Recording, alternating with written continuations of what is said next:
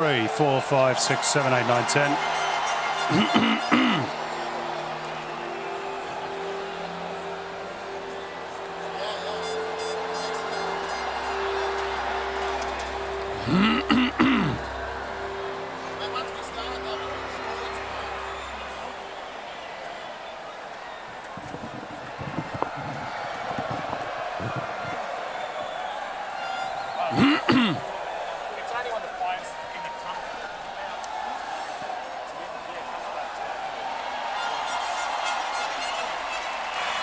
That World Fleet rundown. What time are you guys on?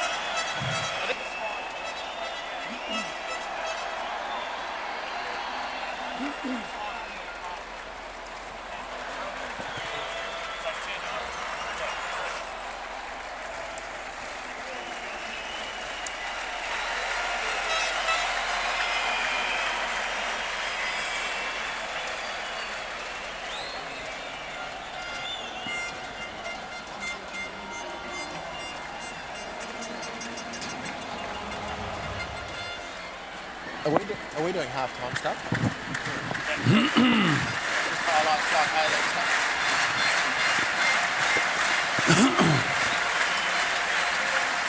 Yeah, I got the half-time stuff somewhere.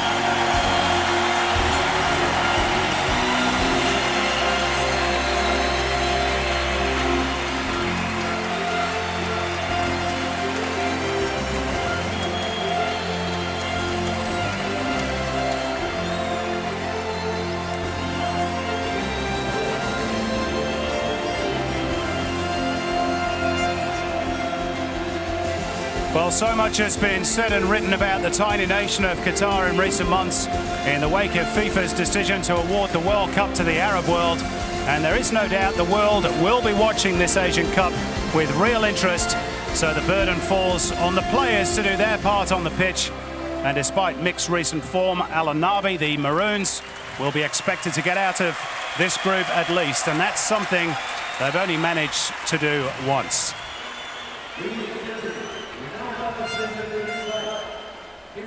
They will have the backing of a vocal crowd, though. A sellout at the Khalifa Stadium, which was the scene of their greatest triumph at the 2006 Asian Games, in the shadow of the giant Aspire Tower, a symbol of Qatar's ambitions on the world sporting stage, and surrounded by an impressive training complex too. The team's about to be introduced to the dignitaries, including the Emir of Qatar. The Uzbekistan sides shaking hands first. They are, of course, supposedly the fall guys in tonight's script, but they are rugged and wily competitors on the regional stage. Having reached the quarter-finals on their last two Asian Cup outings, they will be competitive, not only tonight, but in the evenly matched Group A as a whole, which, of course, also includes Kuwait and China. There is Mohammed bin Hammam, the president of the Asian Football Confederation, and of course a Qatari by birth. He's just been re-elected for a third term unopposed as the head of the regional confederation. And of course a lot of his work done behind the scenes was so instrumental in getting the World Cup in 2022 to this country. A lot of people feel it shouldn't be here, but I have to say, if the opening ceremony is anything to go by, and the world is in for a treat. An absolutely fabulous presentation.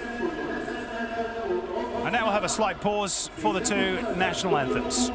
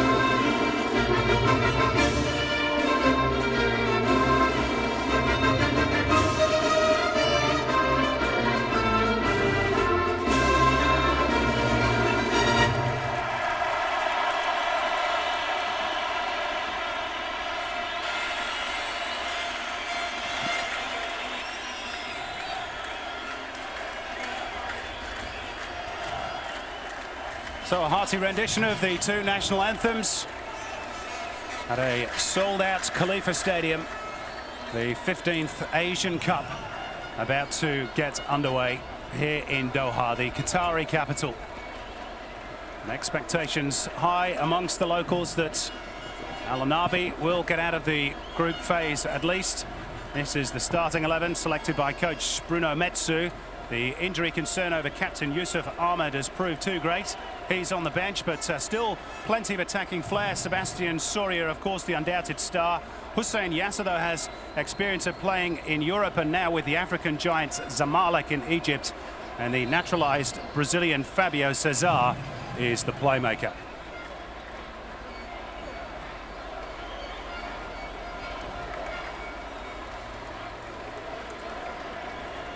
All our officials tonight are from Japan. One of Asia's most experienced referees, Yuichi Nishimura, is the man in the middle. He refereed the recent Asian Champions League final between Songnam of South Korea and Zobahan of Iran. His two assistants, Toru Sajara and Toshiyuki Naji.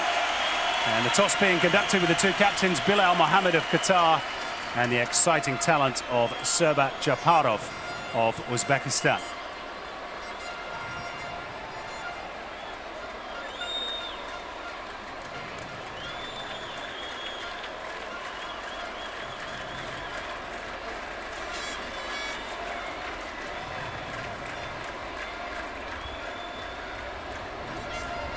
Now this is the Uzbek starting lineup. They've got injury concerns too, particularly in defence, where Yaroslav Krushelnitsky and Vitaly Denisov are both ruled out of the tournament through injury. So midfielder Odil Akhmedov will drop back to cover the central defensive berth, and veteran Viktor Karpenko also starts. Again, the quality is in attack. Maxim Shatskik, over 100 goals for Dynamo Kiev, and Alexander Gainrich is looking to score for a third successive Asian Cup finals. Bruno Metsu, an impressive track record at club and international level, took Senegal to the quarterfinals of the World Cup in 2002. They were African Cup of Nations runners-up in the same year, and he's also won the Asian Champions League in the United Arab Emirates with Al Ain. And there is Vadim Abramov. He has a tough act to follow in the former Asian Coach of the Year, Rauf Iniliev. And Uzbekistan have won just 1 out of 8 internationals in 2010. But they are always strong on the regional stage. This, though, a big test really for both sides. All the pressure on Qatar, being the host nation, opening up the tournament. And Uzbekistan, as ever, expected to go deep into the competition. Only Japan have won as a host nation since 1980. That was back in 1992. And Qatar haven't won an Asian Cup game in 23 years. So that's the size of the task facing them this evening.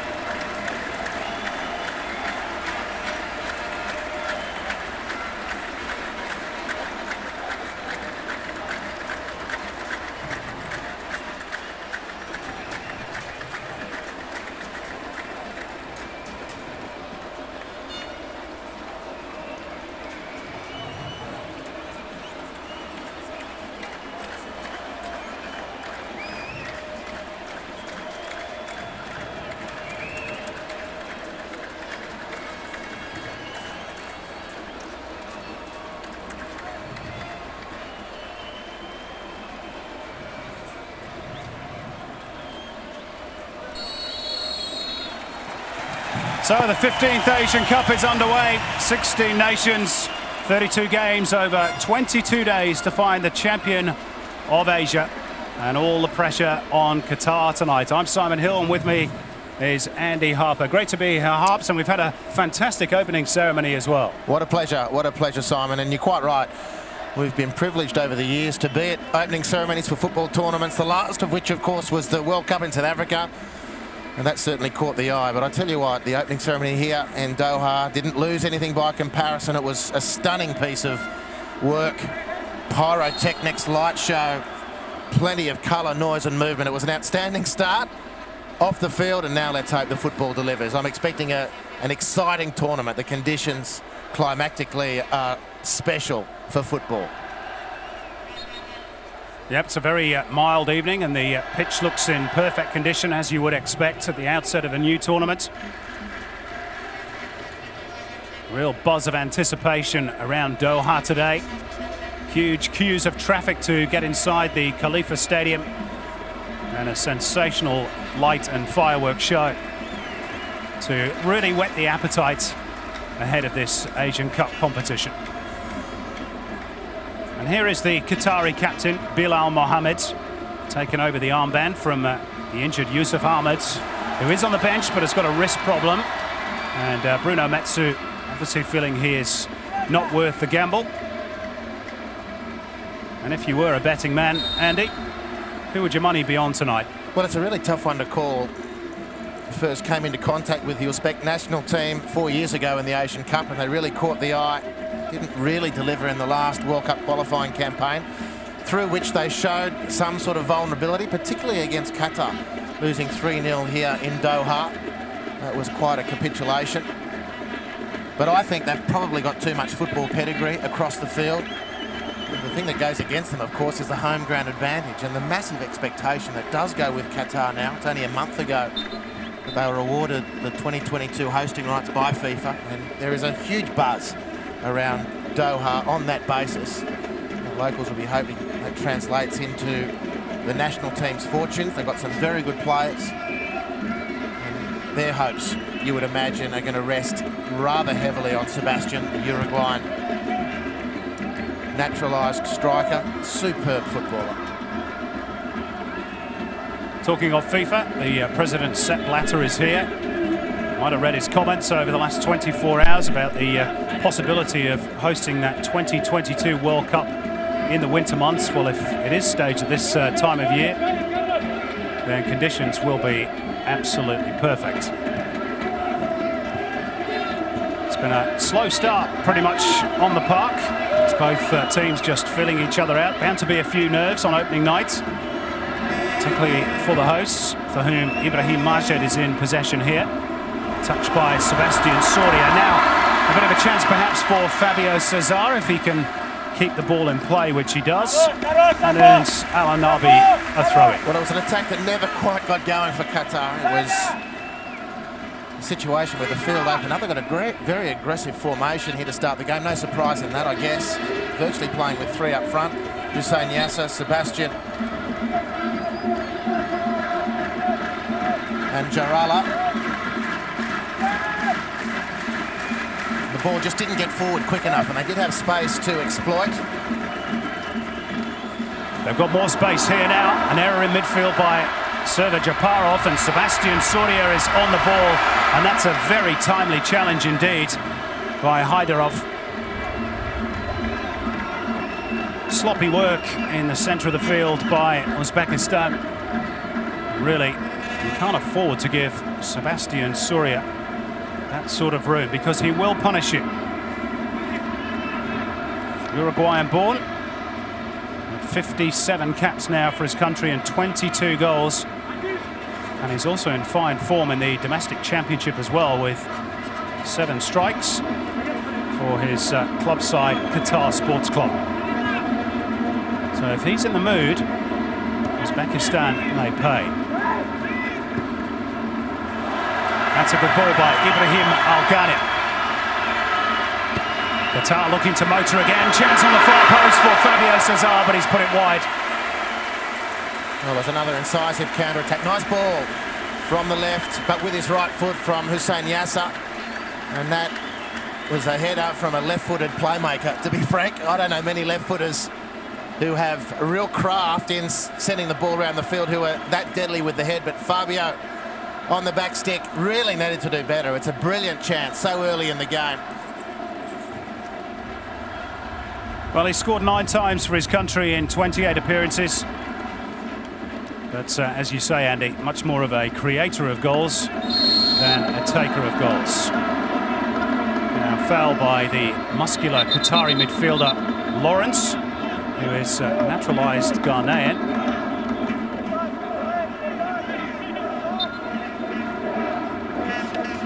Gives Uzbekistan a chance to maybe try and set something up of their own.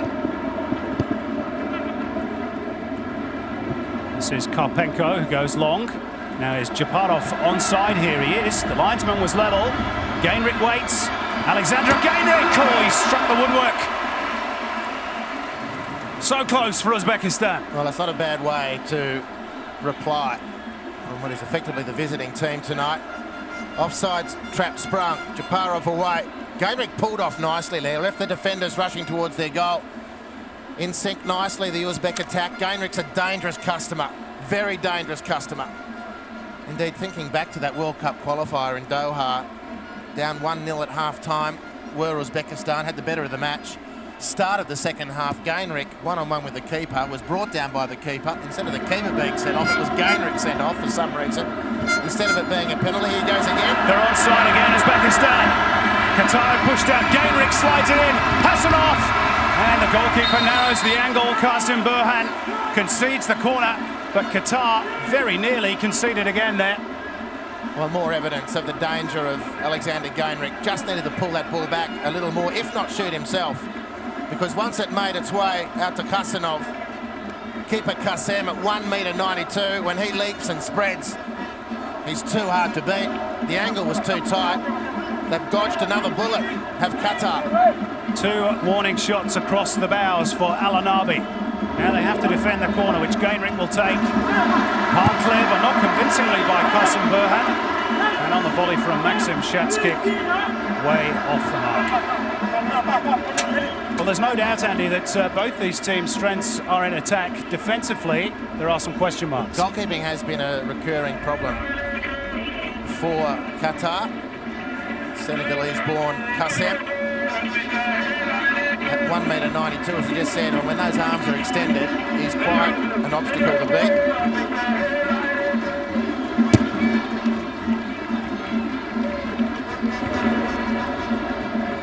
Well, it has the makings already from a neutral's point of view of an encounter that might feature a few goals. Here's Hasanov, who's had one of those opportunities, slightly behind Alexander Gainrich. And away instead comes Wissam Rizk for Qatar. Defending certainly not Qatar's strong point. Bruno Metsu, the Michael Bolton lookalike. Maybe he was saying to his defence there, how am I supposed to live without you?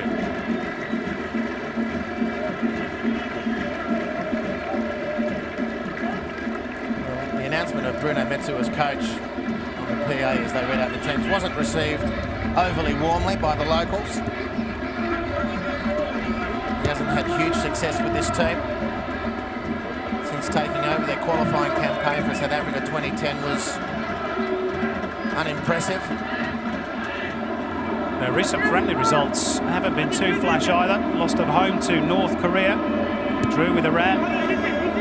Although they did beat the reigning African champions Egypt 2-1, which has given them huge confidence going into this tournament. A home defeat by Haiti, no less. Perhaps a little less so.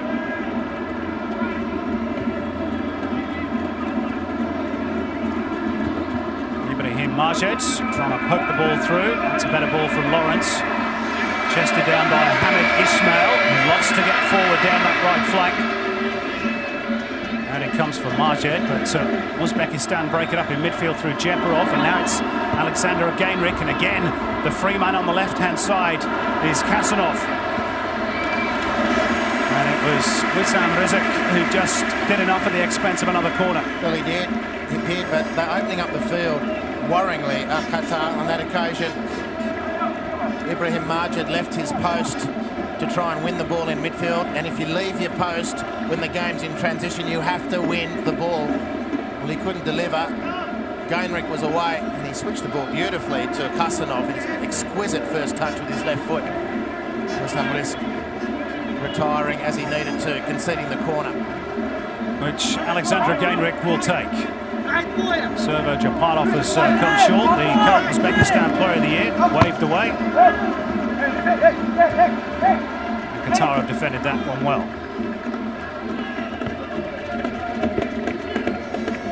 Well, a bright start after a quiet opening couple of minutes. Uzbekistan in particular, with 2, possibly 3 good chances, and Gainrich has grazed the post.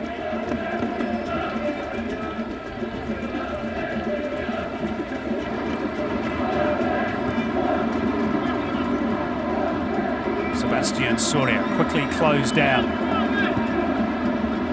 Maybe the White Wolves, as they're nicknamed, Andy, have heeded the lesson that they got in those opening few moments of the game. Don't give Sebastian Soria room to manoeuvre. Here he is again. He's managed to touch it through for a teammate, Fabio Cesar. Now Hussein Yasser. Karpenko made the block. Shatskik feeding his captain Japarov. Now Timur Kapadze. Gainrich. Hasanov again is the free man on the left. And they've gone missing in action at the back again. The Qataris born a deflection again off the woodwork into the side netting.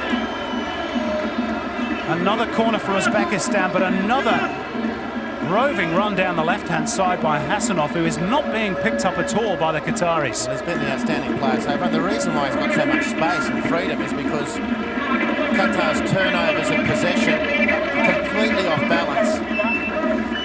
Because of that, and Uzbekistan are looking for direct and early passes straight to the left flank. Hassanov is looking very, very good. Gainrich's corner. Oh, that was dipping in, you know. Behind by Qasim Burhan. Just about as it was to drop into the net. Well, they've shown their quality already, Uzbekistan. They're not here to be the fall guys.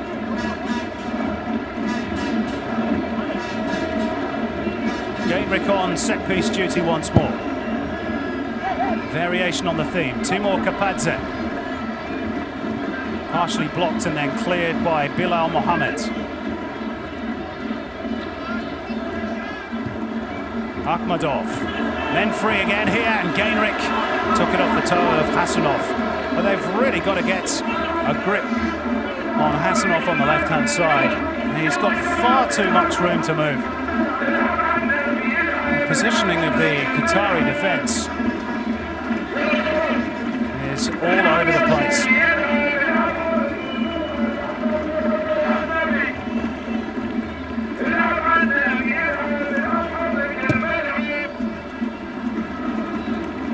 Very fortunate, Andy, not to be behind the host nation. Well, I think back to 4 years ago. Qatar's opening game was against Japan, who were completely outplayed by Japan. Japan couldn't convert the chances that they created enough at least. The game finished 1-1 because late in the game, Sebastian Soria popped up and stung the Blue Samurai. We're a long way from the finishing tape here, obviously, but Uzbekistan would be well advised to heed that lesson of Japan 4 years ago. They have had some brilliant chances early.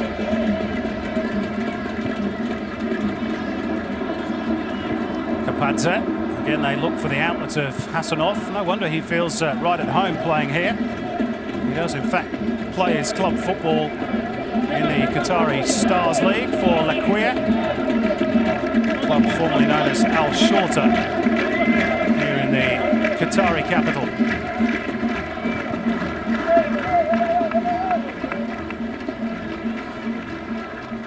Well, it's all a little quiet around the Khalifa International Stadium, as opposed to the was approaching euphoria as kickoff drew near.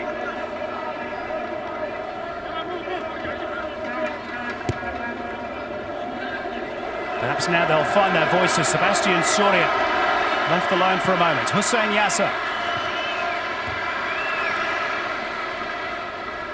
Away by Ismailov. Returned with interest by Ibrahim Al-Ghanim. Throw in Uzbekistan. Quarter of an hour played in Doha. Qatar 0, Uzbekistan 0. The opening game of the 15th Asian Cup.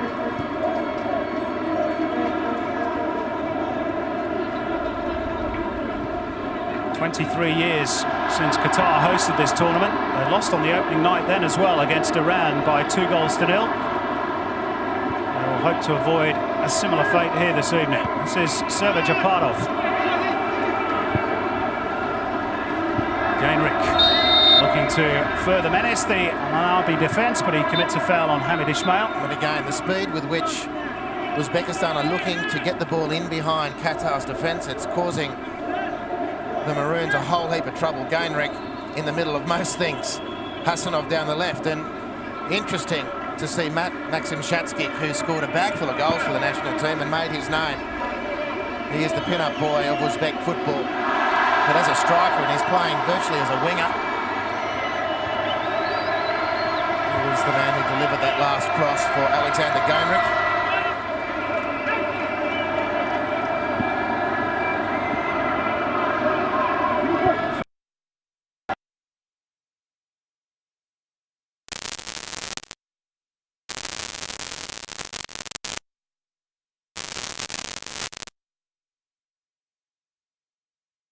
Qatar, he's not Naturally a defender who's certainly not as mobile defensively as one might be. And most of the openings for Qatar have come from the centre to left channel. Bruno Metsu surely will be directing his team's traffic down that part of the field. See if you can catch Shatskik asleep. Well, the home crowd trying to boost their team. Fabio Cesar's delivery. And that's comfortably fielded by Igor Nesterov. Might even be the goalkeeper's first touch. Hussein Yasser, the diminutive attacking midfielder, strikers, was earlier in his career.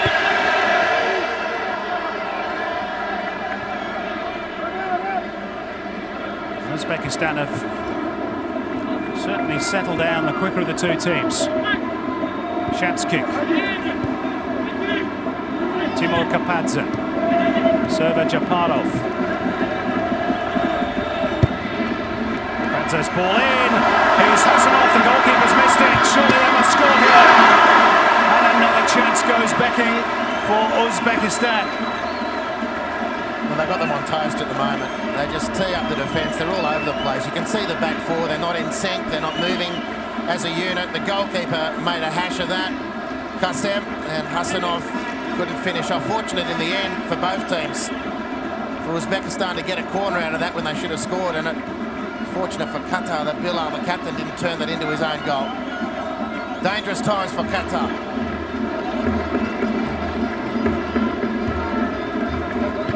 Corner taken short.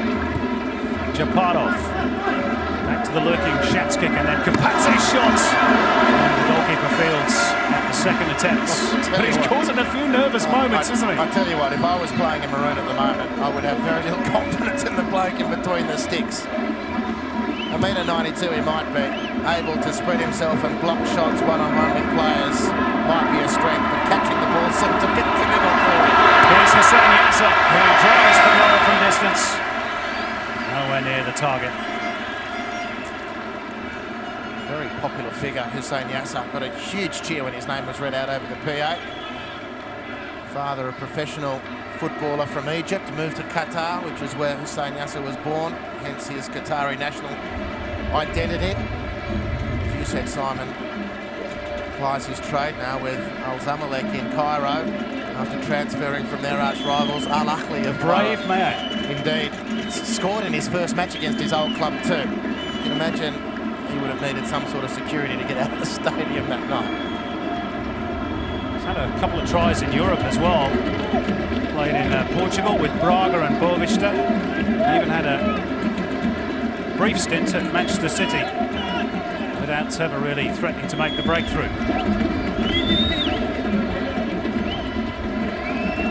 Neatly done by Hamid Ismail.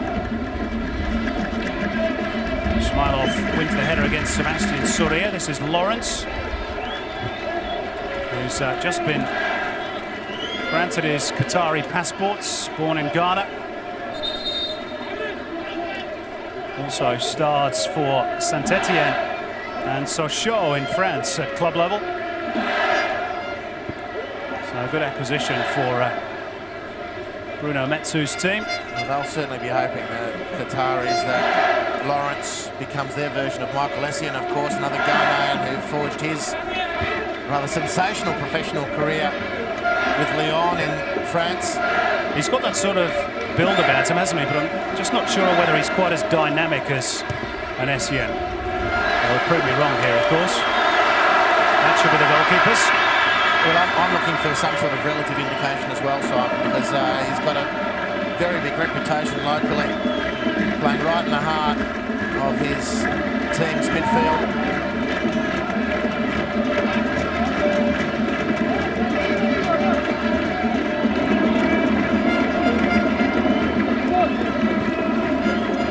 Uzbekistan shading ahead the possession stakes. Certainly in terms of opportunities, they've had 4 pretty clear-cut ones, but haven't been able to convert any of them.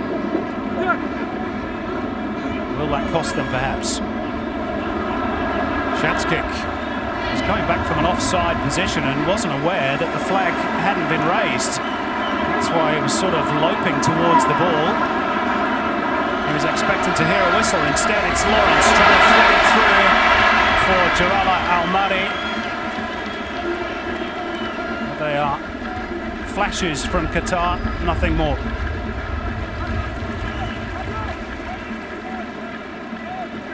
No wonder Metsu is patrolling the edge of the technical zone like a caged tiger.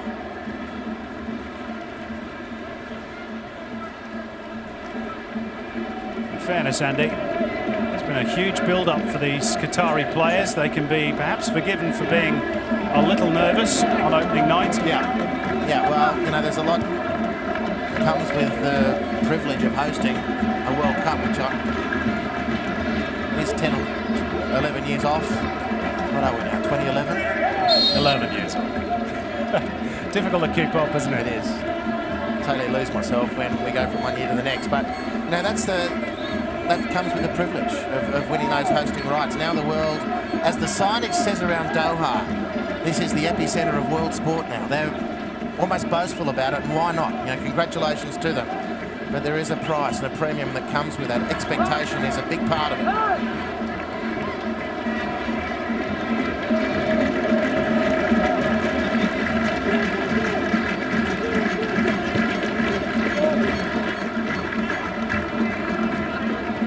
Mohammed wins a good header against Timur Kapadze. Here is Lawrence Kwai, to give him his full name. Well, he's also been given an Arabic name, Anas Mubarak. Here's that man again. Kasanov, free as a bird down the left, exchanging passes with Gainrich. Now Japarov, former Asian Footballer of the Year. He is a player worth paying the admission for alone. Server Japarov, Shat's kick, getting involved. Gainrich this time is flagged. Well, they continue to work that line nicely though. Uzbekistan figures it's only a matter of time. It's clearly offside. An easy decision for the assistant referee. But they're passing the ball nicely. Their finishing hasn't been what it needs to have been. 25 minutes into the opening game, Bruno Metsu comes up for the time being, but he'll know, the Frenchman, that his team could easily be behind on the scoreboard.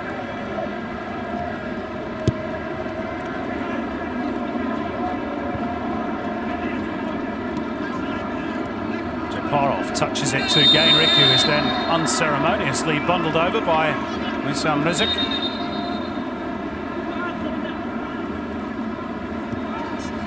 Early free kick. Shat's kick's got in behind. Again, they've dragged it wide of the mark. But the ease with which they're getting behind the Qatari defence at times, Andy. Well, there's three problems in their defence. Firstly, the back four is only a back four nominally. They're not working together at all. In particular, Hamed, the number 2, is pushing too far up on the right-hand side, which is giving Kasanov enormous space to attack. The second problem is that the back four in the midfield, 2 defensive midfielders, Lawrence and Wissam Risk, are all over the place as well. So not only is there no coordination along the back line, but there's no coordination between the back four and the central 2 midfielders. And Uzbekistan are picking them to pieces. So it's a collective problem and also an individual problem out here on the right with Hamid, who's been beaten again. Here we go, Hasanov in behind. And it's put behind by Wissam Rizik. Qatar all at sea once more. He's making that part of the field his own, isn't he? Well, he glides around the field. He's built close to the ground. Low centre of gravity, fantastic balance and a sweet left foot. A real danger man. Like the variations on the set pieces too from the Uzbekistanis. Server Japarov. Too high for the defender Ismailov, who'd joined in. Shat's kick. Quite on the same wavelength as Kapadze.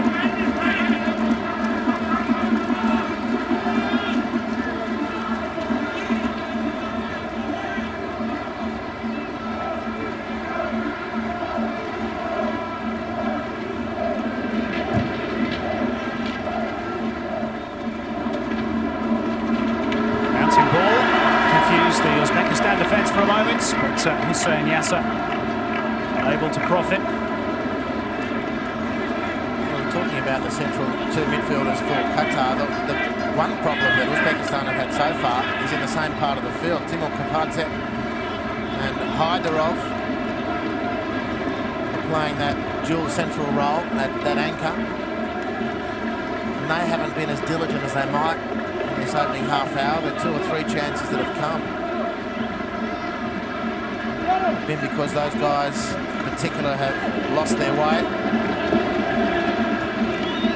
Well done, the fullback, Hamid Ismail. Has finally won one of those challenges with Hassanov.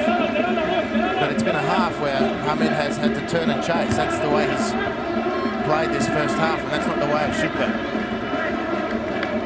I mean, if he can't pick that up himself, the coach has to earn his money and give him a quick lesson on how to defend as a right fullback. And he needs, more often than not, to be facing the game, not turning and chasing his opposite number. He'll be sick of the sight of number 19. It's almost seared into his consciousness.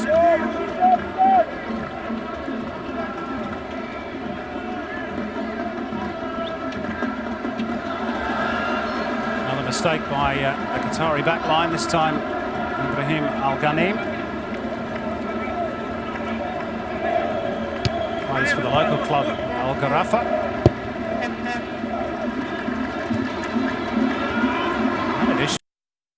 Straight back into the danger zone.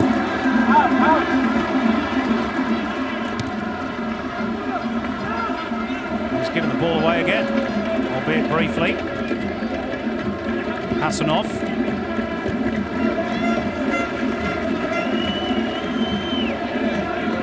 This occasion he's helped out by Wissam Rizek. Hassanov with the throw-in. Another corner for Uzbekistan.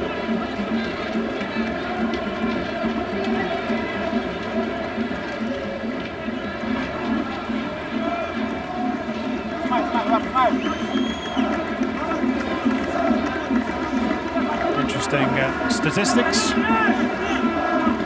Uzbekistan have covered more ground. We'll get Andy's expert thoughts on that in a minute. Here's Godric, and again they hit the side netting. No cause for alarm on that occasion for Qasim Burhan.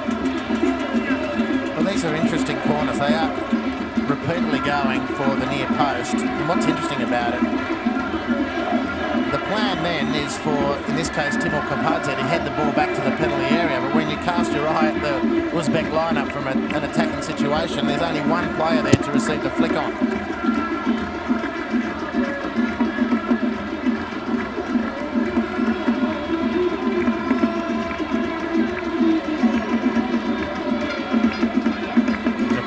Back to Hyderov. So we pass the half-hour mark in Doha. Still awaiting the first goal of this Asian Cup. Boy, Uzbekistan have been close on a few occasions.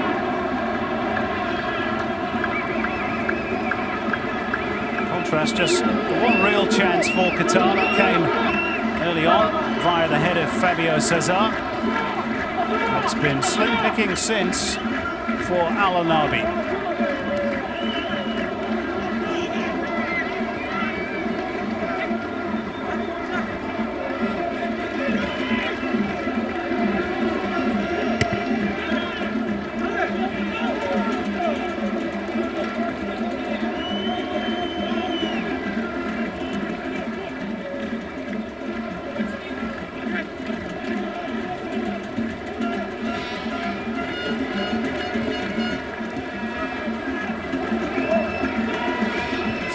Wissam Rizek sliding it out for Ibrahim Majid. No real quality on the delivery. Sepp Blatter watching with the African Confederation President Issa Hayatou.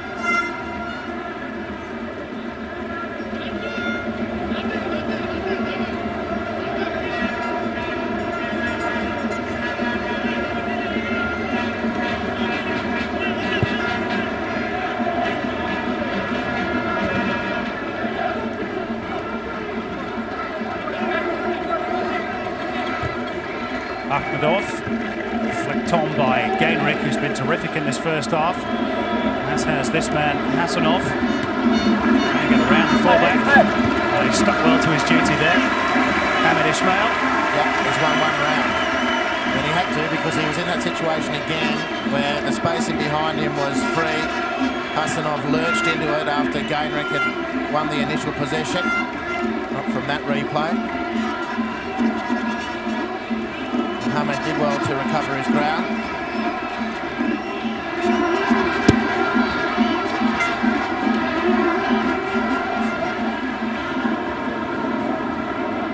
Hasanov drifting infield this time.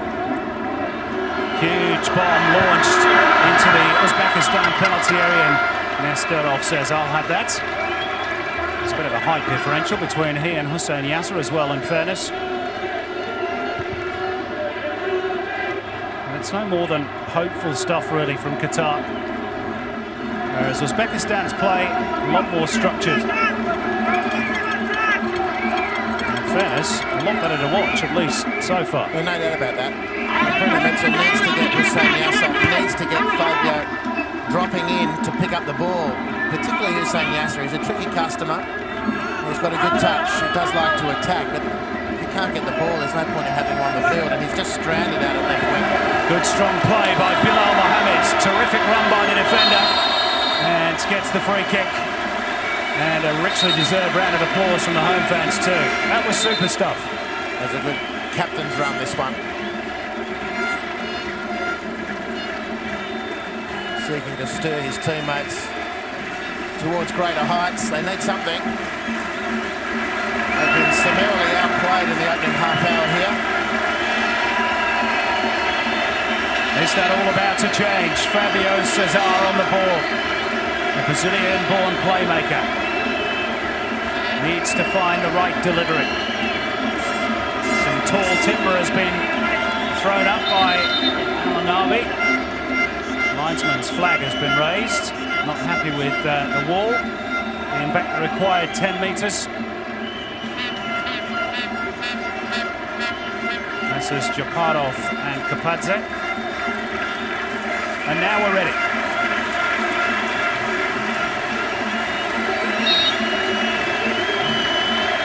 Fabio Cesar with the delivery.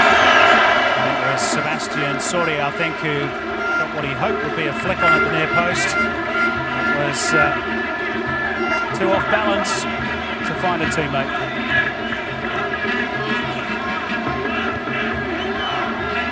They played him pretty well, Uzbekistan. Qatari's danger man.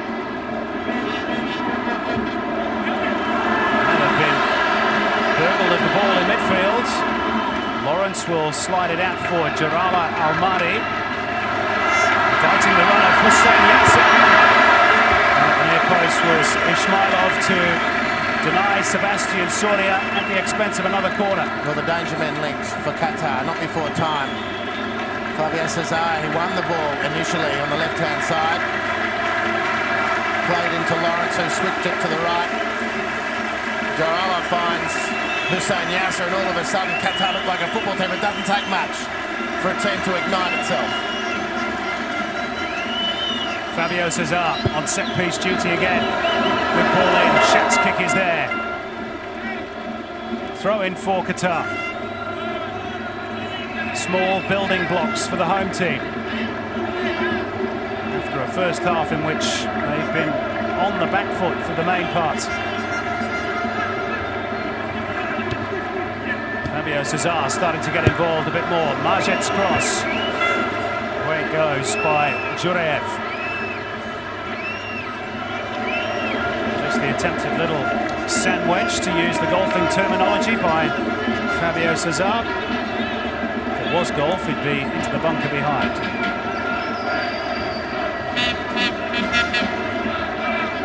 Jarala Almari, one of Qatar's promising young players, still just 22 years of age.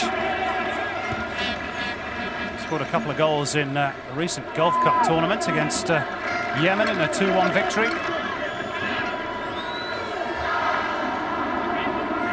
Good form for his club side, Al Rayyan, as well. 4 goals in 9 games. That's one of the reasons why he's playing tonight. Down goes Sebastian Soria. And Yuichi Nishimura has no doubts that Jurayev committed the foul and no yellow card. That's a clear foul. It's in a good position for Qatar. We've had the best of the last 5 minutes. Well, you said that Lawrence might be a Michael Essien doppelganger, Andy. I wonder if he can take a free kick like him. I'm not sure if doppelgangers or whatever is a swear word, but I'll take it as read, Simon. Let's see what he can deliver. You'd reckon Fabio Cesar would be licking his lips over this one also.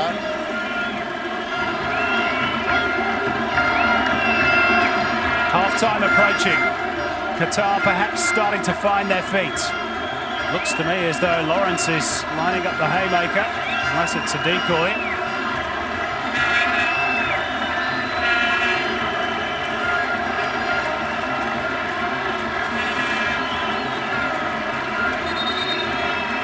Here's the first goal at this Asian Cup.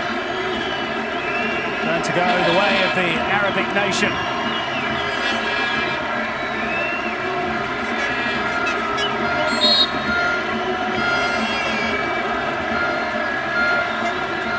Fabio Cesar or Lawrence?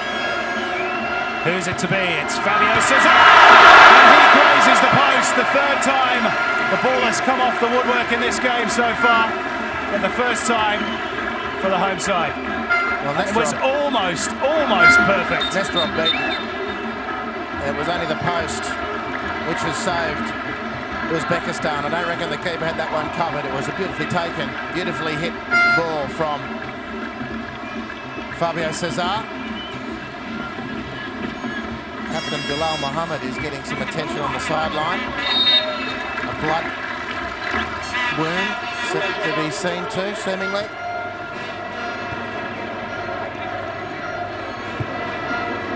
Yep, I think he just got a smack in the mouth at Bilal Mohammed. I think in the first half an hour, Bruno Matsu probably fancied giving all of his defenders a smack in the mouth after their display. But they've held on.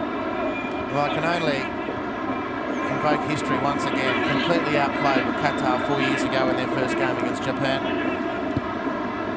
Ended up salvaging a draw. It's been a very similar opening to this tournament for the hosts.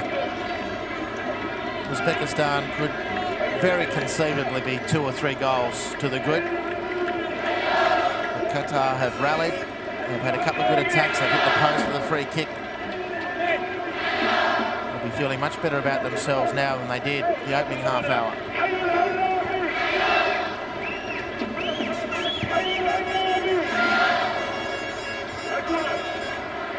Better from Sebastian Soria. Hussein Yasser cut off at the pass by Viktor Karpenko. Nicely experienced defender. Gainrich. He's been a little quieter of late. Qatar have forced their way back into the contest. We can't believe how this isn't a free kick. I'm with you. It's quite clearly taken out.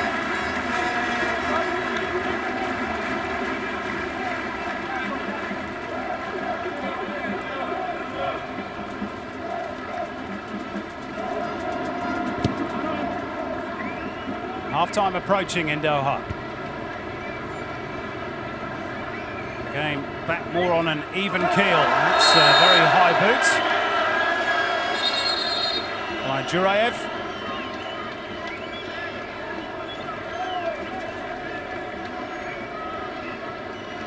A good refereeing. It's very quick to put the fire blanket on any potential trouble. It's a clear free kick, nothing sinister, just a high boot. And a couple of players reacting.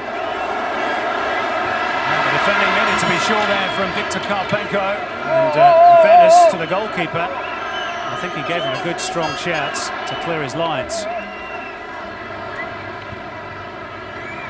These two are pretty familiar with each other.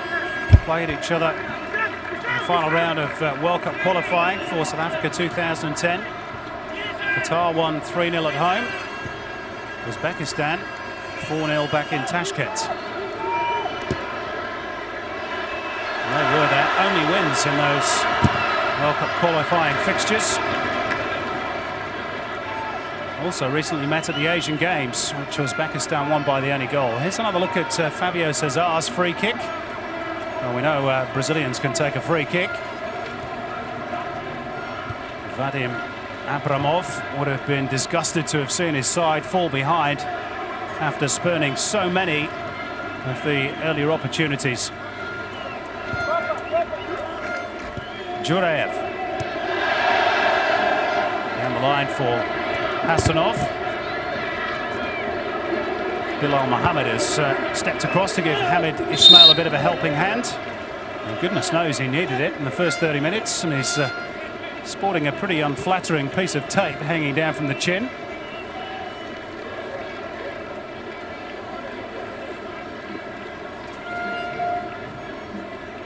Looks like he's spilt tomato sauce on his napkin.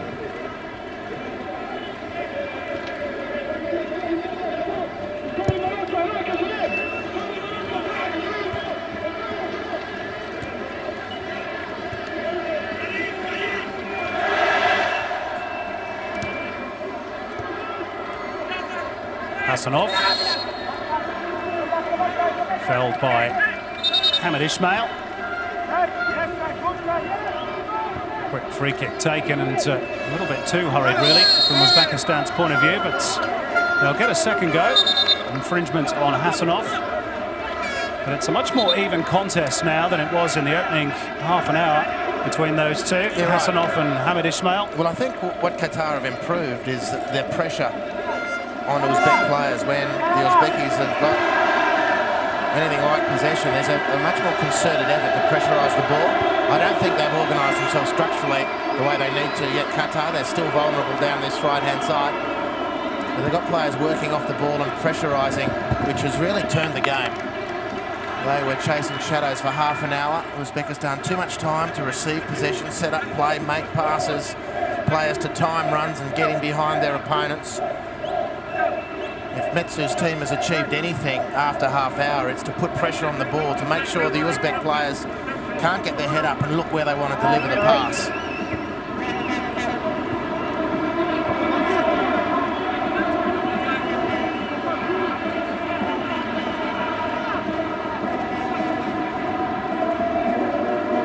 Credit perhaps should go as well to Vadim Abramov for his tactical nous and the way he set his team up at the start. Having said that, Hasanov has just given the ball away, and I suppose we should count that as a shot from Hamid Ismail.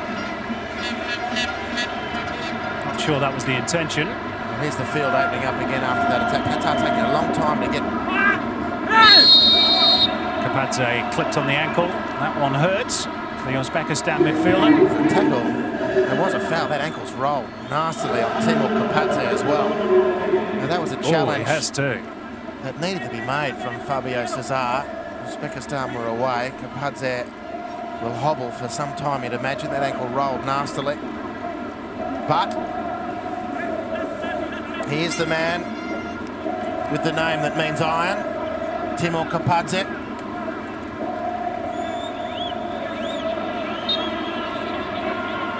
He'll need to be made of it to get over that. That one looked like it hurt.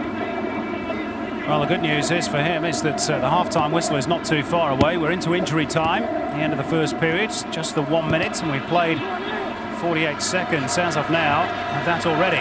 There's a chance opening up here, though, for Qatar to nick the lead, perhaps. Not between them, Juraev and Nesterov sorted out for Uzbekistan, and the chance is gone. Well, unfortunately, he looked to leave that ball run across him. He needed to maintain the angle of his run and take the ball in his stride, get it on goal. A bit of experience there from Jarala. So it's goalless at the interval in Doha, but certainly not for the want of trying. 3 times the ball has struck the woodwork, but at the interval it's Qatar 0, Uzbekistan 0 in this Asian Cup opener. Well, there's no question that Uzbekistan started the brighter. The opening half an hour belonged almost exclusively to them, and in particular their flying left winger Jasur Hasanov, who plays his club football here in Qatar. He gave Hamid Ismail an absolutely torrid time. But credit to the Qataris, they weathered the storm, didn't concede, and came back with a couple of good chances of their own, particularly the free kick from Fabio Cesar that struck the outside of the woodwork. Maybe an injury concern for Vadim Abramov to attend to at the interval. Timur Kapadze rolling over on the ankle, but I think overall he can be pretty pleased too with his team's effort and performance in the opening 45 minutes. But the score sheet does not reflect that. Still goalless in Doha, but you do fancy, given the defensive problems experienced in parts by both these teams, that there will be some goals in this game. A packed house at the Khalifa International Stadium. Almost 40,000 here to watch this opening match of the 15th Asian Cup, and they've been treated to some fine attacking football. The opening minutes were pretty even, Stephen. Qatar having a chance through Fabio Cesar, but as you said, Andy Harper, that really was a creative midfielder's header. A left-footed creative midfielder, please, Simon. Don't forget the finer point. With the greatest of respect to left-footed playmakers, they're as rare as hen's teeth and worth a lot of money, but they don't head typically terribly well. There's a good chance for Qatar. From that point on, though, it was all Uzbekistan, and they really should have taken the lead on more than one occasion. Gainrich hitting the post, very dangerous customer. Kusanov down the left, Maxim Shatskik down the right, the deliverer of that cross there. They've got big names. They have played some of these guys with big clubs, Shatskik in particular with Dynamo Kiev. And it's only because of poor finishing, really, that Uzbekistan didn't take the lead in this very dominant half-hour period through the first half. Qatar playing a high line. They got caught trying to spring the offside trap on a few occasions, and Hasanov gave the fullback an absolutely torrid time up until the final 10 minutes of the first half, Andy. Yes, the outstanding player in the first half, but aided and abetted by the poor defending from Hamid. He really didn't look like he knew exactly what his job was. And here he is again, a lot of vacant space. Neither hit the target nor found Gainrich on the far post. And it was the story through that half-hour period where Qatar were being forced to turn and chase into their defensive zone. They managed to fix that by turning the tables on Uzbekistan, pressurising the ball carrier, the man in possession. In the end, they worked their way back into the game and started to force their own chances. Yasser Hussain released there by Zarala. That attack won because Fabio pinched the ball with a good piece of aggressive defensive midfield play, high advanced in the pitch. And from that moment on, it was a bit of the catalyst for Qatar. This was their outstanding moment of the half, really. And Fabio free kick, which rattled the right-hand post of Igor Nestorov. Largely a spectator through the first half, but was nervous and trying to calm his team down. All very easy to say. Yeah, it's been entertaining stuff in the first 45 minutes. No goals, but 4 shots on target. And pretty well refereed too by Yuichi Nishimura. He's tried to let as much go as he possibly could. 14 fouls in the game, 8 corners, dominated heavily by Uzbekistan, really reflecting the dominance they had for most of this first half. But the stat that matters is that at the interval, it's Qatar 0, Uzbekistan 0, and the second half still to come here in Doha.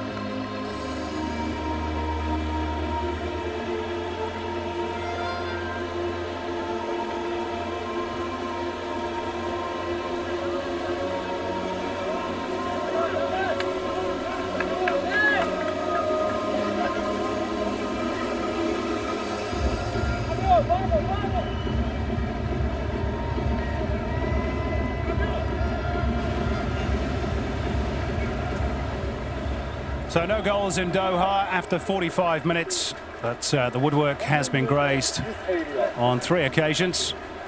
2 by Uzbekistan, who were pretty impressive throughout that first period, save for the final 10 minutes or so when Qatar finally found their feet. Bilal Mohammed.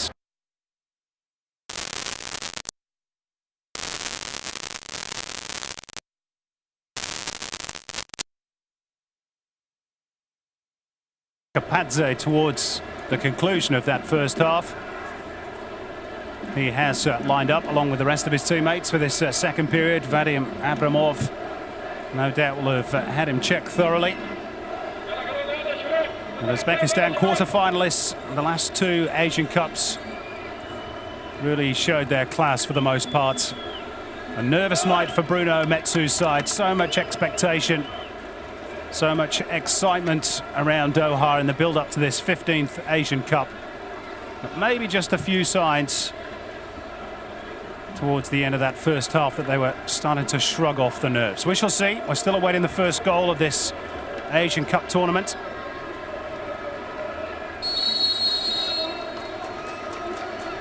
And it is Uzbekistan who get us back underway at the start of the second half. Kicking from left to right. No changes made by either coach. There are a few options for both Metsu and Abramov, certainly in an attacking sense, but you do get the feeling, Andy Harper, that the goals will eventually come in this game. It's hard to believe there hasn't been a goal yet.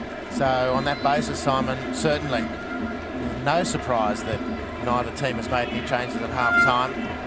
Metsu will be buoyed by the way his team came back in the last 10 to 15 minutes, much better than their opening half hour, and Uzbekistan for their part were completely dominant for half an hour. And has provided the foundation, which I'm sure Vadim Abramov is looking upon which to build. Very evenly matched section, this Group A. China and Kuwait, of course, play tomorrow across the city. Really tough to pick which 2 sides are going to go through from this particular group. So important to get off to a winning start, or at least not a losing start. I know it sounds like common sense, but quite often see at World Cups and regional tournaments, teams are happy to play for a point in their opening match. Certainly not been the case here in Doha this evening. Both teams have had good attacking intents, particularly Uzbekistan, determined not to be the whipping boys in front of a partisan home crowd. And here come the White Wolves through Alexander Gainrich, but a trip on his opponent, or in fact a push on Bilal Mohammed. Bit of an arm wrestle between the two.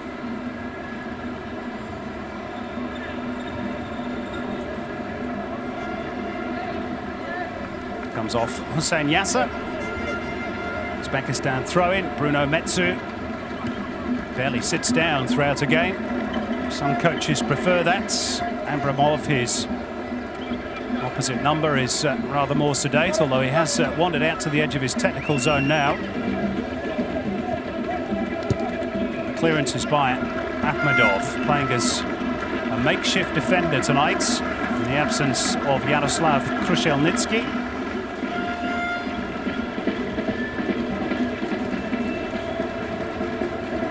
This is Akhmedov, infield for Japarov.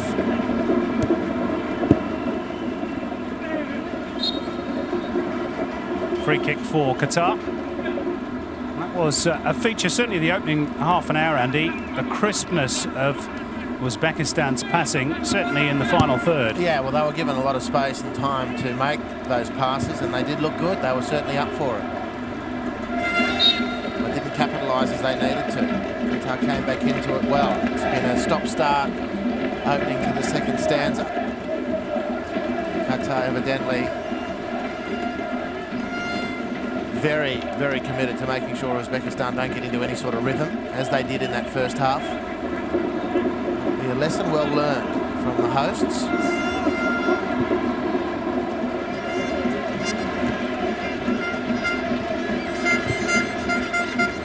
Uzbekistan have struggled for goals this year in particular, just 11 in their 10 internationals in 2010. Of course, we are at the start of 2011 now. Will they rue some of those missed opportunities?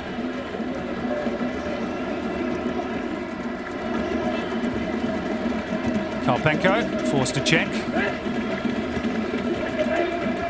Across the cover was Ibrahim Majid. Forward by Fabio Cesar. Fighting the willing run of Sebastian Soria. Always a handful, and he battles for the ball. No foul. The goalkeeper struggling. Here's a chance. Hussein Yasser. Oh, he delayed too long, and it's hooked to safety by Jureyev for Uzbekistan. But all created by the physical presence of Sebastian Soria. Uzbekistan want the ball kicked out because they've got a defender down injured. Qatar not interested, and you can understand why. The ball's still not out of play. Everybody stopped, and eventually Hamid Ismail plays the sporting role. But it was Sebastian Soria, just his sheer determination and physical strength that put the goalkeeper in all sorts of trouble. Oh, good power. Good power from the Uruguayan, and the ball just wouldn't sit for Hussein Yasser. There's a good chance. Excellently worked. Really, that's, as you said, perseverance. But they came with another chance, did Qatar, as this play then opened up down the right-hand side. Hamed slinging in a really nice cross. My first reaction was a handball by Uzbekistan in defence. But that just wouldn't sit for Hussein Yasser. Jureyev with acrobatic clearance. We should say as well, Andy, well done to the referee. So many times you see those duels between a striker and a goalkeeper, and 8-9 times out of 10, you'll hear a whistle blown for a foul. Yeah, I could only echo those sentiments. The referee's had a good job, a good game so far. Yuichi Nishimura. Now, it doesn't look as though Jureyev is going to be able to continue. He went down clutching his right ankle. Pass completion rates and successful passes have been impressive. Whether that's the end of the stanza for him, we shall see. Sebastian Soria is also receiving some treatment on this near touchline. He's in rather better shape to continue. We just underlined his danger then as well, because he scores good goals. He's got a good technique, but he's also got that very important ingredient of determination and hunger. Because of the way Qatar so often play or are forced to play in football matches, he can be pretty non-existent for large periods of a game, but when the moments come, he switches on. He does it really well. Uzbekistan cannot afford to switch off here. They're down to 10 for the moment. Now readying a change. Stanislav Andreev is stripped and ready. Teasing cross for Qatar. That time well fielded by Nestedov. Japarov left his teammate a bit short. Shatskik getting involved. This is Hyderov. Karpenko. Cut out by Ibrahim Al-Ghanem. Akhmedov to Gainrich. Shatskik. First time ball. Good football by Uzbekistan. Akhmedov. Gainrich goes for goal, and that was travelling, but off target. And here's the change for the White Wolves.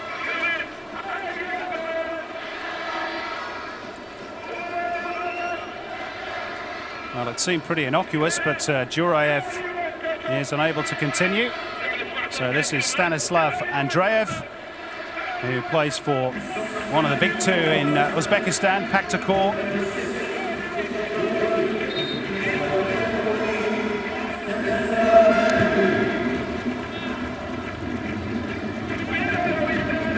He will slot into the vacancy created by Juraev at left fullback. Meantime, Jalala Almari in possession and looking to test the substitute for the first time. Good pace. Akhmedov came across. He has got a fair bit of speed. It's a weapon that Qatar would be well advised to try and utilise a bit more.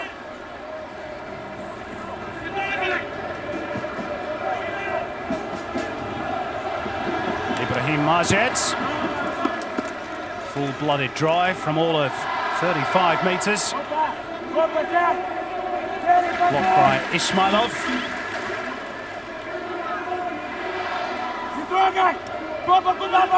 Now Sebastian Soria. Beautiful ball on the turn.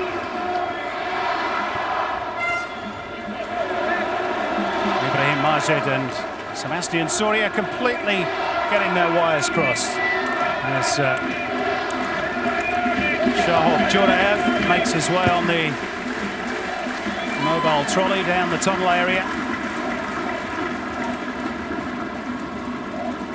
Uzbekistan's next game on the 12th of January against Kuwait.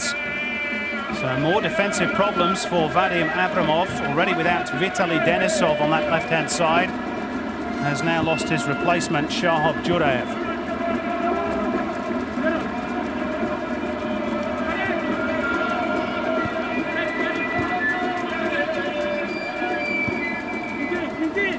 Ten minutes played in the second half in Doha.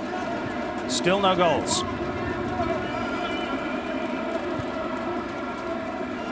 Shatskik with the diagonal run.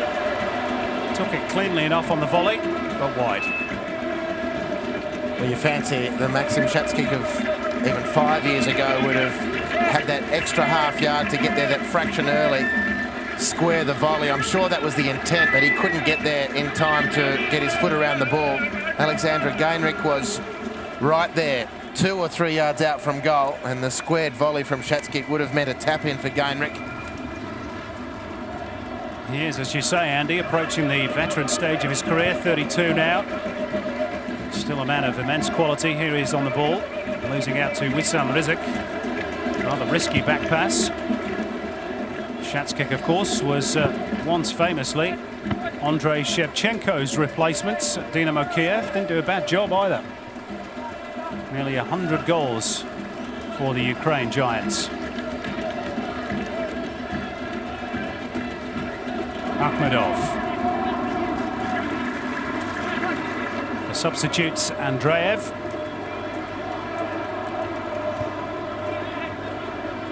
Kapadze. And now Hyderov. Angle too great for Shatskik. Well won back though by Hyderov. He'll continue forward. Gainrich just strayed the wrong side of the line for Uzbekistan. Very well defended from Bilal Mohammed, Qatar skipper. Now a chance perhaps for Qatar in the shape of Hussein Yasser. Just didn't have the physical strength to outwit Akhmedov, and instead here come Uzbekistan through the dangerous Hasanov. Goes for goal and forces a fine tip over from Kasim Burhan. Well, he chanced his arm, and why not? He's got a very sweet left peg.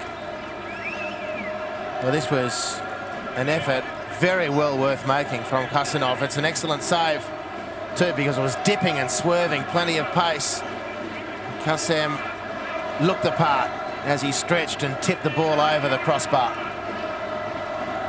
Corner kick already taken. Gainrich. Two defenders now to deal with. Ball pops out for Server Japarov. Square for Hyderov. Akhmedov will go for goal. Oh, what a strike! What a way to score the opening goal of the Asian Cup. Odil Akhmedov for Uzbekistan. A screamer.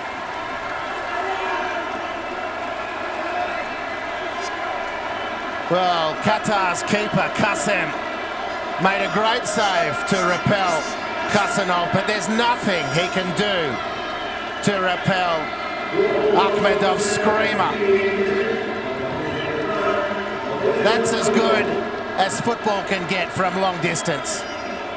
It's a brilliant strike to set the Asian Cup of 2011 alight.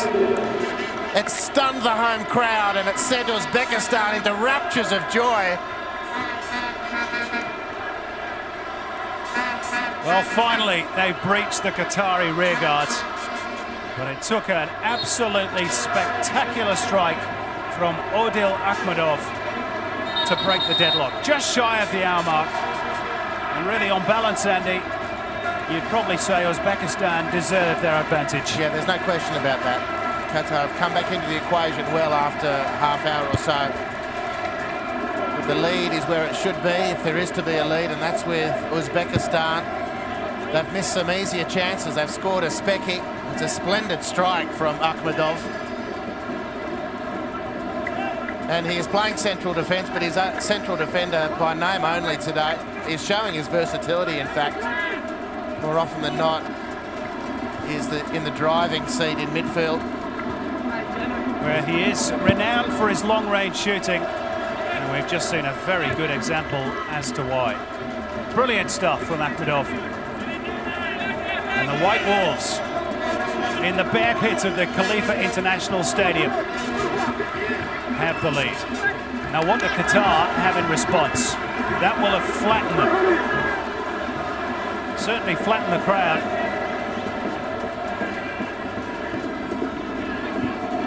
Well, it was all they could do up until now, really, to keep the Wolves from the door.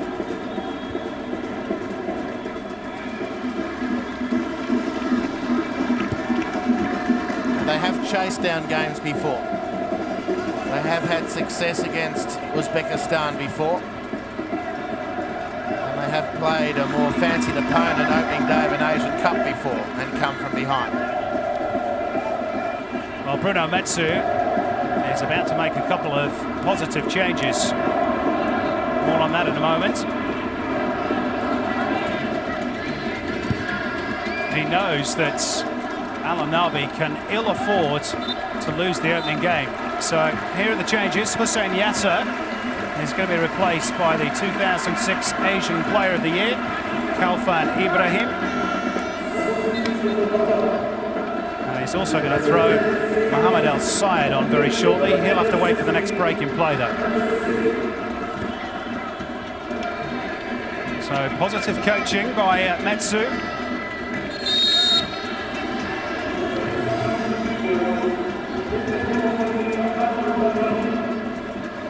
Here's the second change. Jarala Al-Mari is going to be the man withdrawn.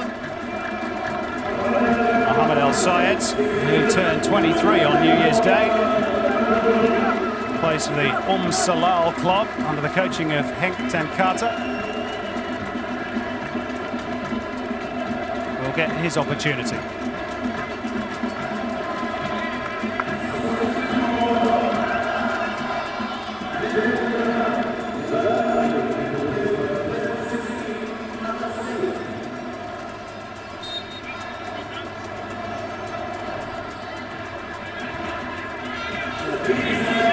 Now the changes are made. It's the free kick for Uzbekistan to be taken by Alexandra Gainrich. Dug out by Wissam Rizik, but he was bundled off the ball by Gainrich. Hamid Ismail has to be careful. He's turned into trouble. Oh, lovely ball from Gainrich. Uzbekistan starting to threaten again. First touch for the substitute, Kalfan Ibrahim. Now Lawrence. A lovely touch on the ball, Kalfan Ibrahim.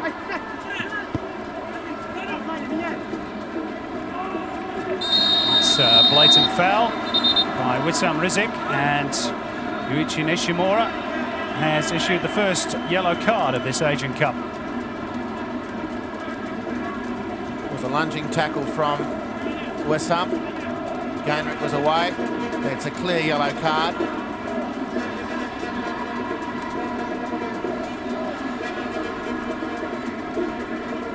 He's had a good game though, hasn't he, Gainrich? He's a good player. He'll feature heavily in this tournament. If Uzbekistan survive deep into this competition, Alexandra Gainrich will be right amongst it. Don't worry about that.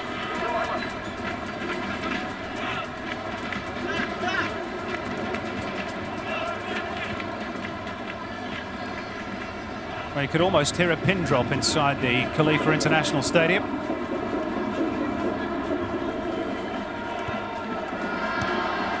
It's like a big bubble has been popped. They need to find some rhythm though, and quickly. Here's Shatskik looking to put it beyond all doubts. Ibrahim Majid straight at Viktor Kopenko. Lawrence. For the substitute, Mohamed El Sayed, who miscontrols. Confirmation of the scoreline with a shade over 25 minutes to go. They need to bring Sebastian Soria back into the game, Qatar. Well, it's interesting. You talk about the changes of Bruno Metsu as we get to enjoy that spectacular effort once again. The goalkeeper can do nothing. It was a valiant effort to save that. But the changes made by Bruno Metsu, they're changes of personnel, they're not changes of system. It's complete swap for swap, position-wise. And how he's going to feed Sebastian Soria remains the big question. And oftentimes, simply swapping player for player without necessarily tweaking where those players are asked to do their business, the team can come up short.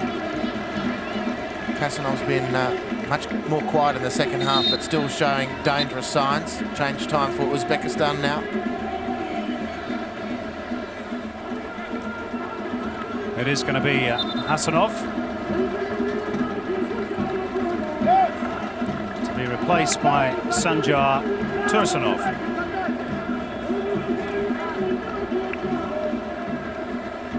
Player who plays his club football in Russia for the newly promoted Volga Nizhny Novgorod.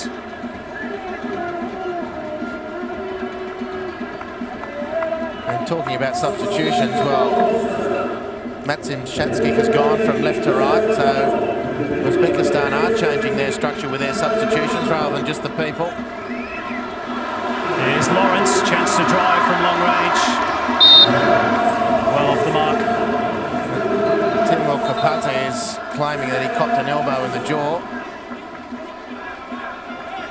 He did. That was the moment from Sebastian. That's, according to FIFA nowadays, a no-no. Can consider himself fortunate to have gotten away with that.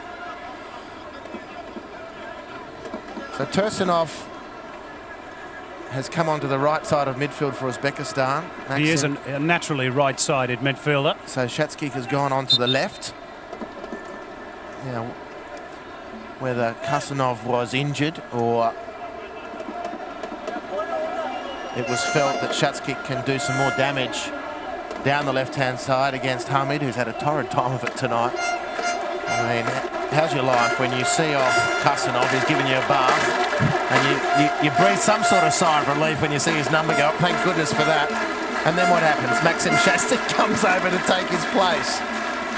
There's no rest for the wicked. Well, if Hasanov's pace and trickery will give Hamid Ismail some nightmares, then Shatskik's physical strength won't make it any easier for him either. Well, and his guile.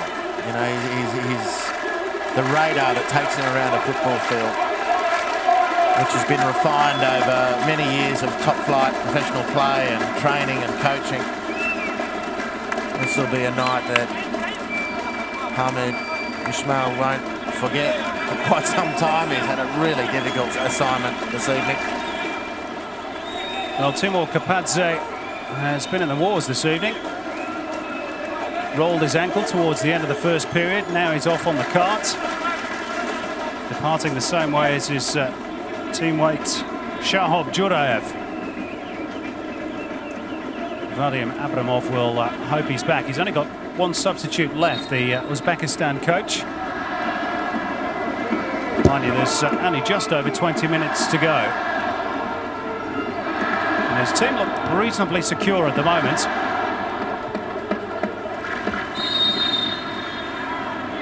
Gainrich gains another free kick. Possession stats underlining the White Wolves' superiority.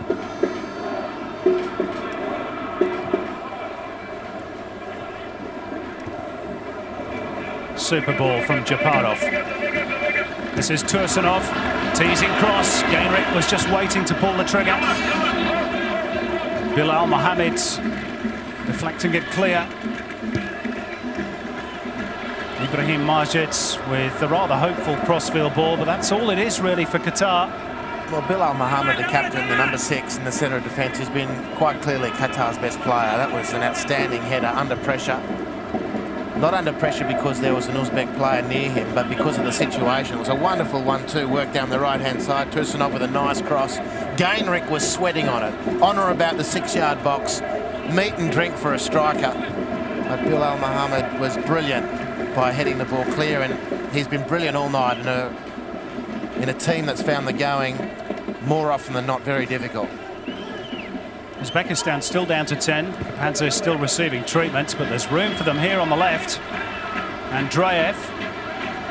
Shatskik an option. Gainrich another in the centre again. Bilal Mohammed was there. Now the chance for a counter for Qatar. Lawrence feeding Mohammed El Sayed. What can he do? That's a beautifully timed tackle by Akhmedov. Majestic. Japarov trying to link up with Shatskik and then Gainrich. Kalfan Ibrahim can't find a way through. And as much as I've been watching Qatar play, I can't understand why Kalfan Ibrahim doesn't start more regularly. I think he's a wonderful player.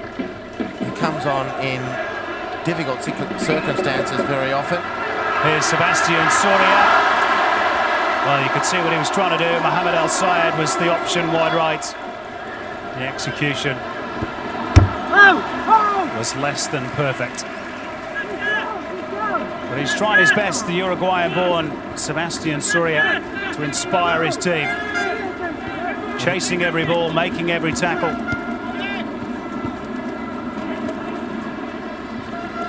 The sense that Uzbekistan, if they get a second, they're home and host. They're going to be brought back here. Maxim Shatskik. Well, the ref hasn't missed much this evening, although Alexander Gainrich reckons he missed that one, but he didn't. Unless, of course, Gainrich is suggesting that the first foul 5 yards up should have been paid, and that it wasn't, meant that Gainrich could then square the ledger. The referee said no. Golden chance for Uzbekistan. Timur Kapadze heavily bandaged.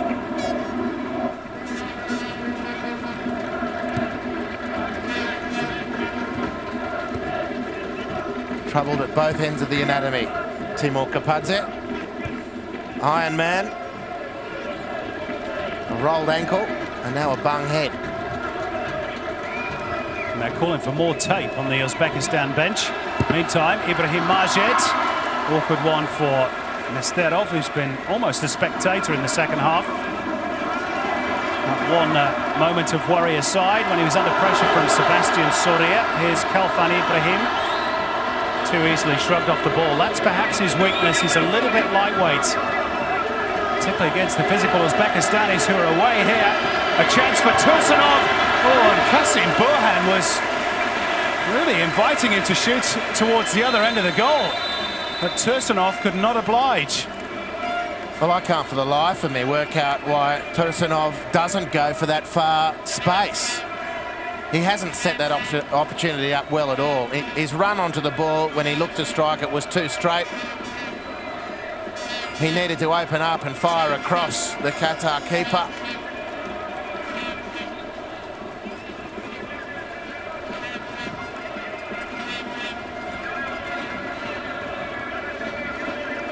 Well, for all Qatar's struggles, somehow they're still in this game. Will Uzbekistan pay for their profligacy? They want the cushion of a second goal. Maybe it'll come here. Side netting from Japarov. Poor corner from the Uzbekistan captain. With a case of the walking wounded at the moment. Hyderov is hobbling around in the centre circle for Uzbekistan. His partner in crime in the centre of midfield, Timur Kapadze, got a heavily bandaged cranium. Here he is on the ball. You fancy he's going to have a bit of a shiner tomorrow.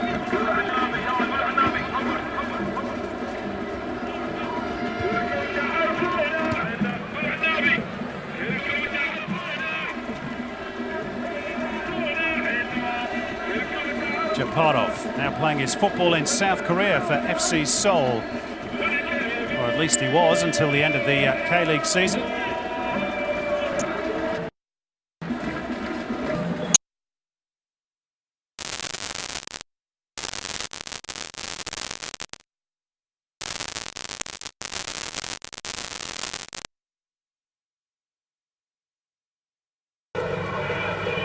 If only they could convert more of their opportunities. Here's Japarov.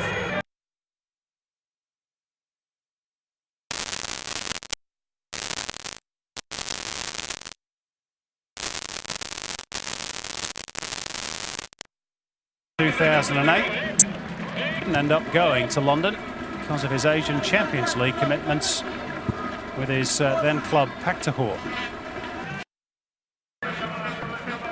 Pitted him again.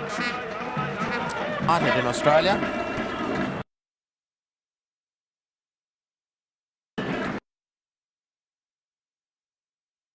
No.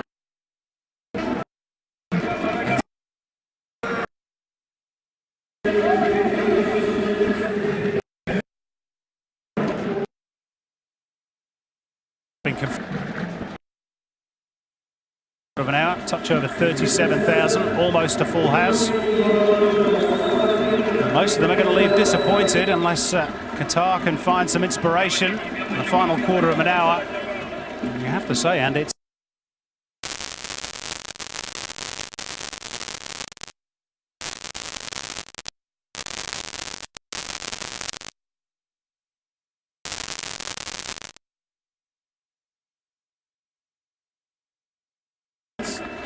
to survive and then sting. But the substitutions, this has been a really interesting battle off the bench. Bruno Metsu, as far as I can see. Now they're giving the ball away here, and Japarov finishes the game off. A horrible mistake by the Qataris. And Japarov not only finishes in style, but he celebrates in style too. Game over.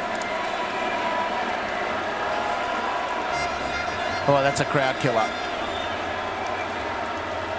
And you can't win a tournament in game one, but you can lose a tournament in game one. And as high as Uzbekistan are flying at the moment, that second goal really hurts.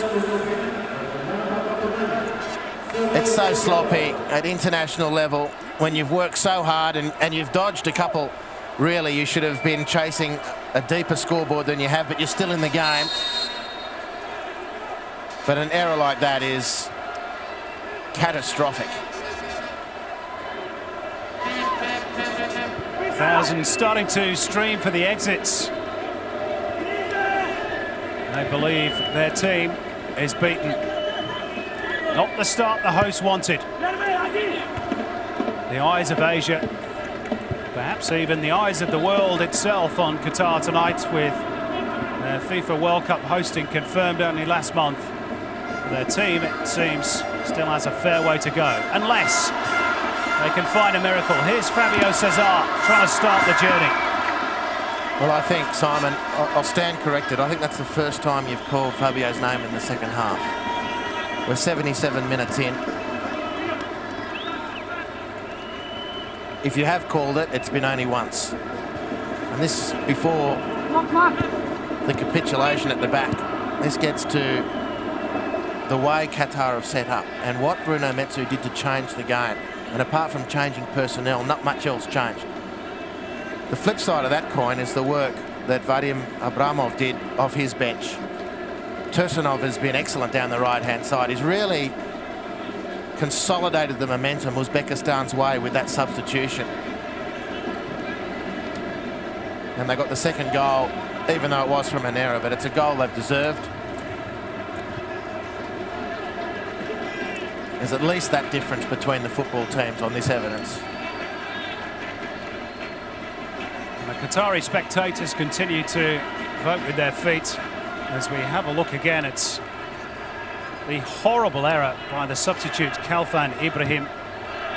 What on earth was he thinking? Well, that might be why he doesn't start more football matches, but that's not his part of the field. What he's doing down at left fullback is the first line of inquiry.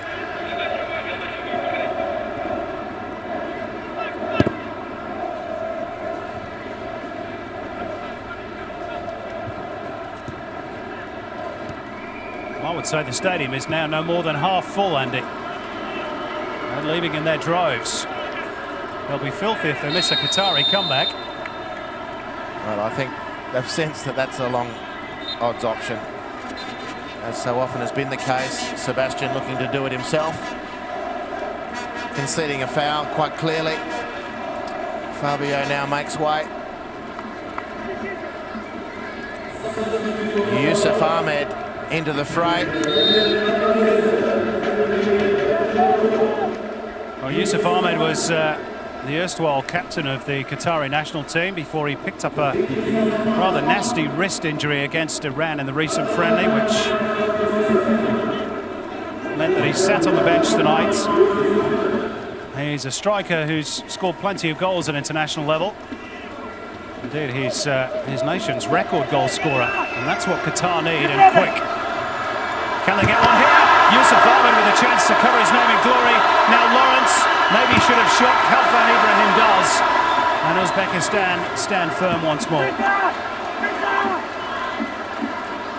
Just the briefest of openings. And that would have made for a grandstand finish. Well, he showed tremendous athleticism. Mohamed El Sayed bursting down the left-hand side into the danger zone. Importantly, carrying the ball into the penalty area, making defenders have to think very carefully before they act. But they scrambled well. Look at the numbers there in white. Adjusting as a pack, moving towards the ball, squeezing the angle, forcing the error. Good recovery, defensive work from Uzbekistan. A good attack from Qatar. Here comes another one, perhaps.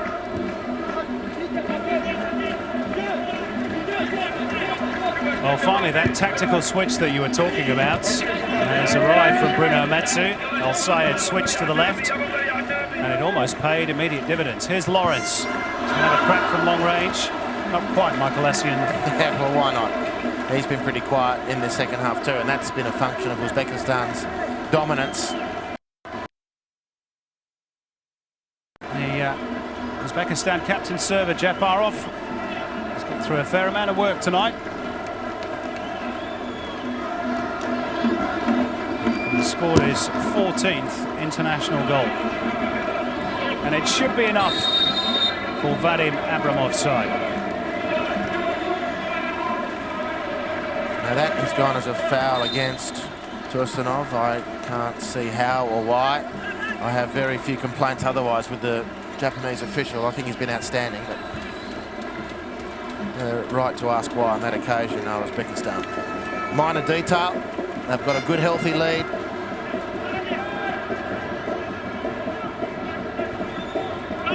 The only cloud really for Uzbekistan is the injuries they've suffered this evening, which may come back to haunt them. As for Qatar, looks as though they're going to have to build for their next group game against the Chinese. A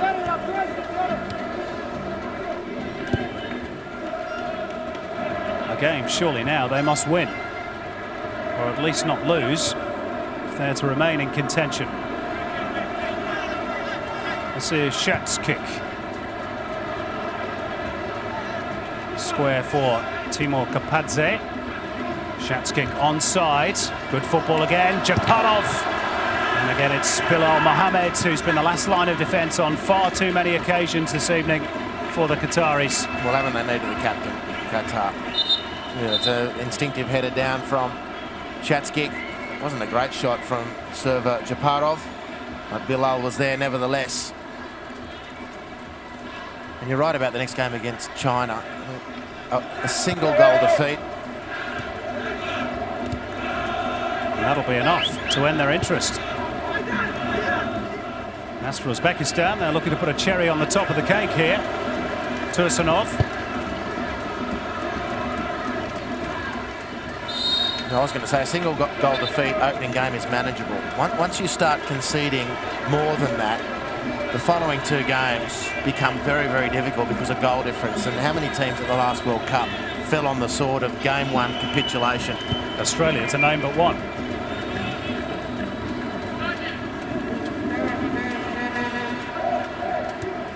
The Aussies, of course, in action on Monday against India. Judging by the roar that went up at this stadium, Andy, when the name India was part of the opening ceremony, it may well feel like playing in India for the Socceroos. Well, it's a good time to play India. For that reason, I'm anticipating a full house now after experiencing exactly what you did, Simon. It was huge.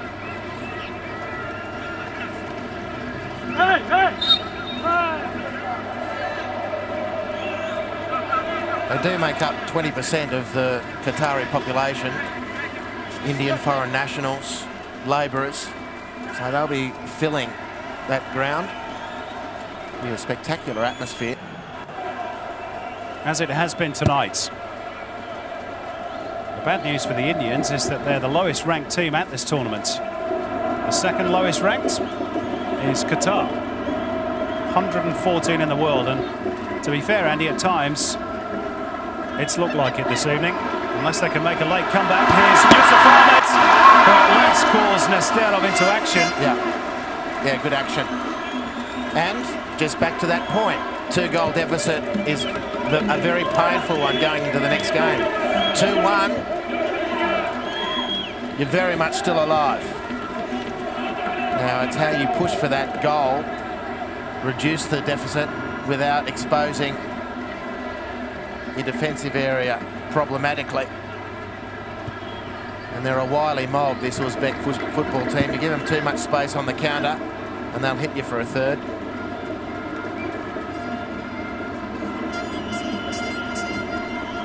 They're hunting in packs at the moment, the White Wolves. Japarov has no option wide right, so they go left instead. It has been a thoroughly professional performance from Uzbekistan. Gainrich is offside though. And none too happy that the ball wasn't delivered as and when he wanted it. Nestorov, who's as good a goalkeeper as they will find in the tournament. Very comfortable hit. And here's another chance for Uzbekistan. Timur Kapadze leading the charge. Gainrich goes for goal. Ibrahim Al-Ghanem blocks with the back. And it's a tired-looking Qatar who try and launch the counter through Ibrahim Majid. They look a pretty sorry mob at the moment, Al-Nabi. The possession stats don't lie. Neither does the score sheet.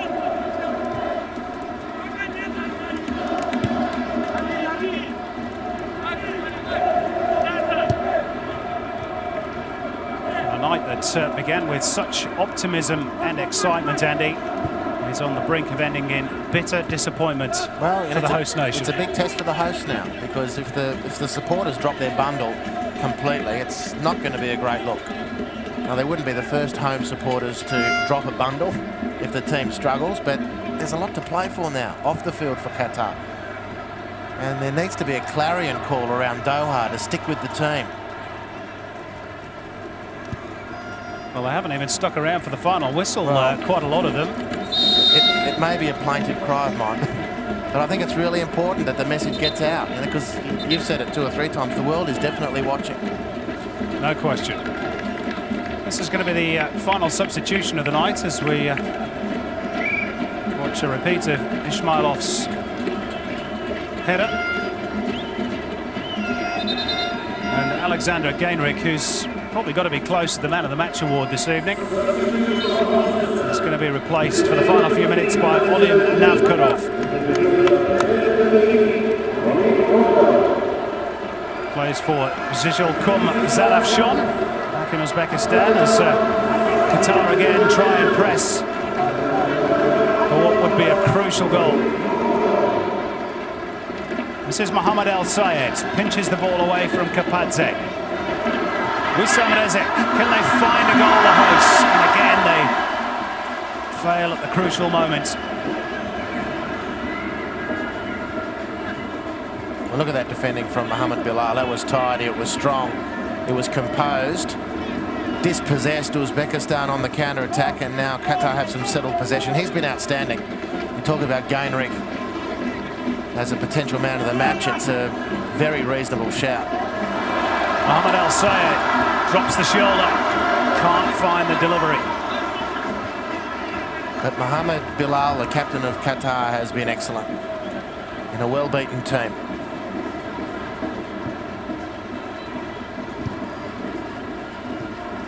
And just quietly, Mohamed El Sayed, the last 2 or 3 efforts down this left-hand side as he cuts in onto his right foot, has looked like an outlet with real potential for Qatar. Yep, agreed.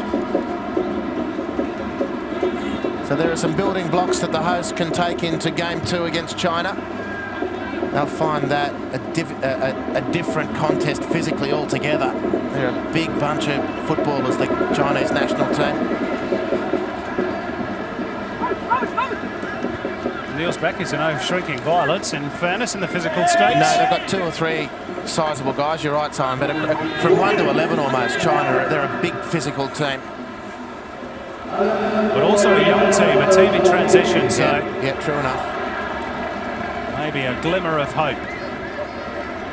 That's what Qatar will be clinging on to tonight. It's been a bitterly disappointing evening.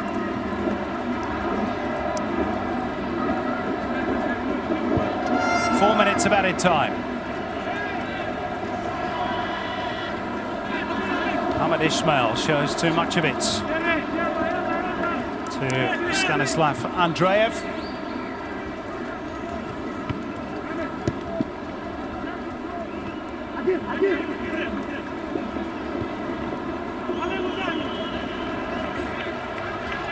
Uzbekistan again allowed to advance with ease. Server Japarov. That is until he came up against